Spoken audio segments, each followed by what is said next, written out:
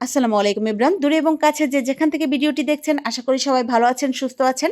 আজকে আমি আপনাদের সাথে শেয়ার করব খুবই কম সময়ে তৈরি করা যায় এবং অনেক বেশি মজার একটি নুডলসের রেসিপি।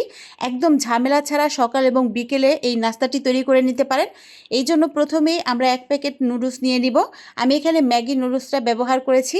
আপনারা আপনাদের পছন্দ মতো যে কোনো কোম্পানির নুডলস ব্যবহার করতে পারেন। এখন আমি 1 প্যাকেট নুডলস নিয়ে নিচ্ছি। আর সাথে নিয়ে নিচ্ছি নুডলসের প্যাকেটে যে মশলা থাকে ওই মশলাটা। এখন চুলায় একটা প্যান বসিয়ে পানি দিয়ে দিচ্ছি। এখানে আমি 1 কাপ পরিমাণ পানি দিয়েছি। আর পানিটা খুব ভালো করে বলক চলে আসলে নুডলসের প্যাকেটটা দিয়ে দিচ্ছি। আর সাথে দিয়ে দিচ্ছি 1 চা চামচ পরিমাণ সয়াবিন তেল। এই তেলটা ব্যবহার করলে নুডলসটা অনেক বেশি ঝরঝরে হয়, তাই আমি এখানে তেলটা ব্যবহার করেছি। এখন খুব ভালো করে নুডলসটাকে একটু নেড়ে চেড়ে সিদ্ধ করে নিচ্ছি। যতক্ষণ না নুডলসটা পারফেক্টলি সিদ্ধ হয় ততক্ষণ পর্যন্ত এটাকে চুলার জাল মিডিয়াম টু লো হিটে রেখে জাল দিয়ে নেবেন।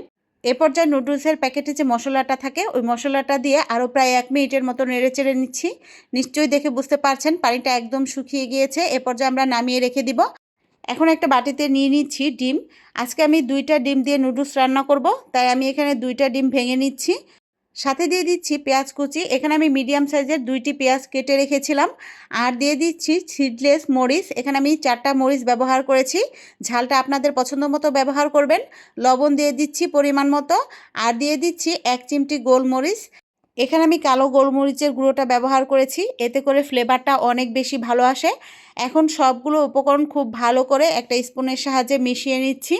ডিমের সাথে সবগুলো উপকরণ খুব ভালো করে মেশানো হয়ে গেলে চুলায় একটা প্যান বসিয়ে দিয়ে দিচ্ছি 2 টেবিল চামচ সয়াবিন তেল। তেলটা হালকা একটু গরম হয়ে আসলে ডিম দিয়ে দিচ্ছি।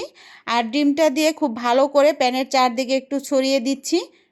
আর এ পর্যায়ে চুলার জালটা অবশ্যই মিডিয়াম টু লো হিটে রাখবেন। অতিরিক্ত হাই হিটে রাখলে সেক্ষেত্রে পুড়ে যাওয়ার সম্ভাবনা আছে।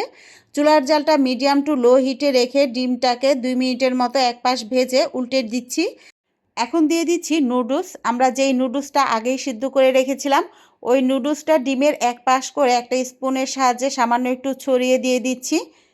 ফ্লেভারের জন্য নুডলসের উপর দিয়ে দিচ্ছি ধনেপাতা, চিলি ফ্লেক্স আর গ্রেট করা চিজ দিয়ে দিচ্ছি সামান্য একটু। তবে এটা টোটালি অপশনাল, যদি আপনাদের হাতের কাছে না থাকে সেক্ষেত্রে এটা আপনারা বাদ দিতে পারেন।